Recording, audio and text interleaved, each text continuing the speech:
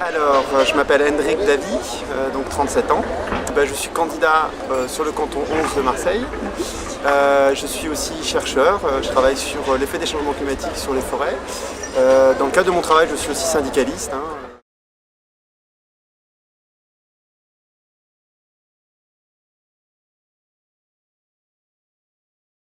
Donc je voulais parler des inégalités sociales à Marseille et dans les Bouches-du-Rhône, puisque c'est les élections départementales.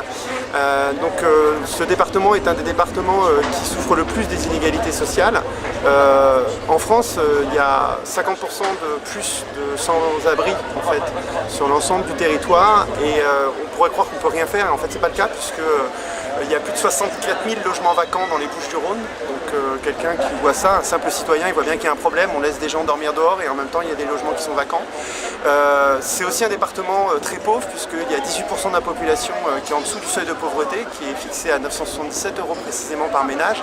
Ça veut dire, et c'est ce qu'il faut dire aux gens qui pensent qu'il y a des assistés en France, ça veut dire qu'il y a quand même 18% de la population des Bouches-du-Rhône qui vivent avec moins de 1 000 € pour un ménage. Enfin, c'est relativement peu pour pouvoir vivre décemment. Il y a ensuite un taux de chômage qui est près de 15%, et même ceux qui travaillent ont souvent des revenus relativement faibles, puisque le revenu médian, c'est-à-dire qui sépare les 50% qui gagnent moins et 50% qui gagnent plus, ce revenu médian est de 1 500 € par ménage dans les Bouches-du-Rhône, et c'est relativement faible par rapport à la moyenne nationale. Donc en fait on est dans un département qui souffre énormément de ces discriminations et de cette pauvreté. Et moi, ce que je souhaite, c'est qu'on mène des politiques qui en finissent avec ces inégalités sociales. Et pour ça, en fait, au Front de Gauche, on a quand même une boussole assez claire, c'est qu'il faut prendre l'argent là où il est. Et de l'argent, il y en a, puisqu'il y a eu plus de 40 milliards qui ont été reversés en dividendes aux actionnaires des entreprises du CAC 40 en 2014. C'est énorme. Si on veut juste un ordre de grandeur, le budget du département, c'est 2,6 milliards. Donc 40 milliards, c'est énorme en fait. Donc de l'argent, il y en a, mais pour ça, il faut mener une autre politique. Une politique qui n'est pas la politique que mène la gauche actuellement, malgré les promesses de Hollande et son fameux discours du Bourget où il disait qu'il allait s'attaquer à la finance. Et cette autre politique, c'est une politique qui réellement de redistribution des richesses et qui s'attaque aux plus riches. Alors, face à ça, en fait, pour ça, il faut avoir un certain courage politique. Et le gouvernement actuel n'a vraiment pas ce courage politique. Quand on regarde l'émission de Élise Lucet, Cache Investigation, elle a interrogé Emmanuel Macron sur un scandale. Parce qu'en fait, l'entreprise Sanofi est en train de licencier, notamment de licencier une partie de son personnel de recherche. Et, alors qu'en fait, cette entreprise, elle touche de l'État 300 millions d'euros qui viennent du crédit impôt recherche. Et elle demande à Emmanuel Macron, la journaliste, est-ce que c'est normal? Le journaliste il dit moralement c'est pas normal, mais on peut pas faire autrement. Et ça, c'est le ministre de l'économie qui dit ça. Et pourquoi il pense qu'on ne peut pas faire autrement? Parce qu'il pense que s'il ne donne pas cet argent public à cette entreprise qui licencie pourtant et qui fait des profits, et bien cette entreprise ira ailleurs. Et c'est face à ça que nous on pense qu'il y a vraiment une autre solution. Et pour ça, il faut une vraie volonté politique qui s'attaque à ces multinationales. Donc l'ensemble du programme du Front de Gauche, c'est un programme qui est à la fois pour les départements, qui est à la fois pour la France et à la fois pour l'Europe. L'idée est toujours la même, c'est une révolution fiscale qui permet de reprendre cet argent que le capital nous a volé, de donner plus de pouvoir aux travailleurs, parce que ces entreprises, si elles ne veulent plus travailler en France, on dit chiche, ok, partez, mais par contre, vous laissez l'appareil productif et les salariés peuvent le faire fonctionner, parce que la vraie richesse, c'est le travail des salariés. Et ça, c'est possible, puisque c'est ce qui se passe au niveau des Fralib dans notre département.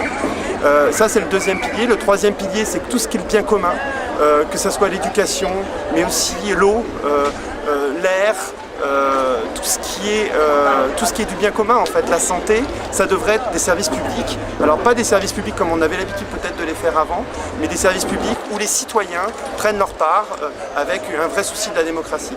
Donc c'est ça en fait l'ensemble du programme du Front de Gauche, c'est de refonder complètement la gauche et sur un nouveau rapport de force entre le capital et le travail. Et c'est que, à mon avis, en essayant d'aider les militants du Front de Gauche, en leur donnant confiance, en votant pour eux, qu'on essaiera de pouvoir rétablir ce rapport de force.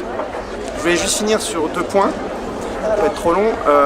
Donc il y a un premier point qui est que ce que propose le Front de Gauche, c'est de s'attaquer à ceux qui ont vraiment les manettes de l'économie, ceux qui vraiment dirigent nos vies. Et ce que propose le Front National, c'est que les un peu moins pauvres s'en prennent aux un peu plus pauvres Et le Front National, c'est plutôt l'allié de ce système, parce qu'en fait, au lieu de s'attaquer réellement aux plus riches et aux multinationales, le Front National propose plutôt, lui, de s'attaquer à ceux qui n'ont rien, c'est-à-dire les sans-papiers, les gens qui fouillent dans les poubelles parce qu'ils n'ont pas d'argent, les gens qui sont obligés de faire de la mendicité. Et en fait, ils stigmatisent ces gens-là par leur racisme, par tout un certain nombre de politiques, et c'est pas la solution. Parce qu'en fait, c'est pas ces gens-là qui ont de l'argent, et c'est pas ces gens-là qui contrôlent le système. Donc ça, c'est un premier point important à mon avis. Et le deuxième point, c'est que si on veut reconstruire une autre gauche, il faut aussi changer de pratique. Et ça a trait au clientélisme, ça a trait à la place de la démocratie, à la place de l'écologie.